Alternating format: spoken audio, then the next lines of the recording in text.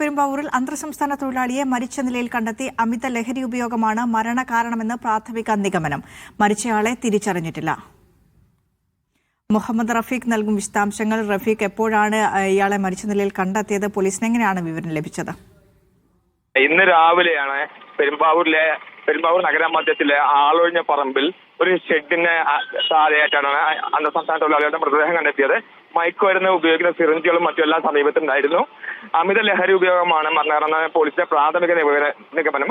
Police എത്തിയ മൃതദേഹം ഇപ്പോൾ പെരുമ്പാവൂർ താലൂക്ക് ആശുപത്രിയിലേക്ക് മാറ്റിയിട്ടുണ്ട്. പോസ്റ്റ്മോർട്ടത്തിന് ശേഷം മാത്രമേ മരണകാരണം വ്യക്തമായി പറയാൻ കഴിയുള്ളൂ. ഈ പറമ്പ് കേന്ദ്രീകരിച്ച് കഴിഞ്ഞ ദിവസങ്ങളിലെല്ലാം മയക്കുമരുന്ന് വിപണനവും ഉപയോഗവും നടന്നിരുന്നു. ഓപ്പറേഷൻ തൂഫാന്റെ ഭാഗമായി കഴിഞ്ഞ ദിവസങ്ങളിലെ പരിശോധനകൾ നടന്നിരുന്നു. ഏതാനും അന്തർസംസ്ഥാന തൊഴിലാളികളെ അറസ്റ്റ് ചെയ്യുകയും ചെയ്തിരുന്നു.